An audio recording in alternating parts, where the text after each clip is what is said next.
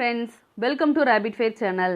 நாம் இப்போ இந்த வீடியோவில் தமிழ் அறிஞர்களும் தமிழ் தொண்டும் அப்படின்ற தலைப்புக்கு கீழே இன்னைக்கு சிற்பி பாலசுப்ரமணியத்தை பற்றி பார்க்க போகிறோம். சிற்பி பாலசுப்ரமணியத்தை பற்றி பார்க்க போகிறோம். ஃபஸ்ட்டு இவரோட இயற்பெயர் என்ன அப்படின்னா பாலசுப்ரமணியம். இவரின் இயற்பெயர் பால சுப்பிரமணியம். இவரின் பெற்றோர் கி பொன்னுசாமி கண்டி அம்மாள். கி பொன்னுசாமி கண்டி அம்மாள். இவரோட ஊர் என்ன அப்படின்னா ஆத்து பொள்ளாச்சி. அதாவது பொள்ளாச்சியில் இருக்கக்கூடிய ஆத்து பொள்ளாச்சி தான் இவரோட ஊர். ஆத்துக்குள்ளே தானே சிப்பி இருக்கும் அப்படின்ற மாதிரி ஞாபகம் வச்சுக்கோங்க. அந்த ஆறு ஃபுல்லாக பாலாக ஓடும். அதான் பாலசுப்ரமணியம். இவரோட புனைப்பெயர் என்ன அப்படின்னு பார்த்தோம்னா சிற்பி. இவரின் புனைப்பெயர் சிற்பி. இவர் பிறந்த தேதி 29/7/1936. பிறந்த தேதி 29/7/1936. நெக்ஸ்ட் இவரை பற்றினா மற்ற டீட்டெயில்ஸ் வந்து பார்க்கலாம். இவரோட பணி 1958 பொள்ளாச்சி நல்லமுத்து மகாலிங்கம் கல்லூரியில் விரிவுரையாளராக பணியாற்றினார். 1958 பொள்ளாச்சி நல்லமுத்து மகாலிங்கம் அப்படின்ற ஒரு காலேஜில் ஒரு விரிவுரையாளராக பணியாற்றினவர். நெக்ஸ்ட்டு 1989 கோவை பாரதியார் பல்கலைக்கழகத்தில் முதல் தமிழ் துறை தலைவராக பணியாற்றினார். 1989 கோவை பாரதியார் பல்கலைக்கழகத்தில் முதல் தமிழ் துறை தலைவராக பணியாற்றினார். நெக்ஸ்ட்டு சாகித்ய அகாதமியின் செயற்குழு உறுப்பினராக இருக்கிறார். சாகித்ய அகாதமியின் செயற்குழு உறுப்பினராக இருக்கிறார். நெக்ஸ்ட்டு இவரை பற்றின மற்ற டீட்டெயில்ஸ் கொஞ்சம் நம்ம பார்க்கணும். இவர் இருமுறை சாகித்ய அகாதமி விருது வென்று பெற்றுள்ளார். இருமுறை சாகித்ய அகாதமி விருது வந்து வாங்கியிருக்காரு. அது எந்த ஒரு நூலுக்காக, எந்த கவிதை நூலுக்காக அப்படின்னா ஒரு கிராமத்து நதி அப்படின்ற ஒரு நூலுக்காக வாங்கியிருக்கார் 2002. ஒரு கிராமத்து நதினாலே என்னது, நதிக்குள்ள சிற்பி இருக்கும். அப்போ கிராமத்து நதின்ற நூலோட ஆசிரியர் யார்? சிற்பி. அப்போ 2 பக்கமும் கரை இருக்குமா, அப்போ 2002 அப்படின்றத ஞாபகம் வச்சுக்கோங்க.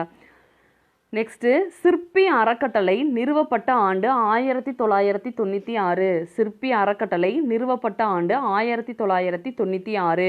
நெக்ஸ்ட்டு இவரின் கவிதைகள் மொழிபெயர்க்கப்பட்ட மொழிகள் ஆங்கிலம், கன்னடம், மலையாளம், மராத்தி, ஹிந்தி. ஆங்கிலம், கன்னடம், மலையாளம், மராத்தி, ஹிந்தி. நெக்ஸ்ட்டு இவர் அக்னி சாட்சி என்ற பெயரில் மலையாளத்தில் உள்ள நாவலை தமிழில் மொழிபெயர்த்துள்ளார். இவர் அக்னி சாட்சி என்ற பெயரில் மலையாளத்தில் உள்ள நாவலை தமிழில் மொழிபெயர்த்துள்ளார்.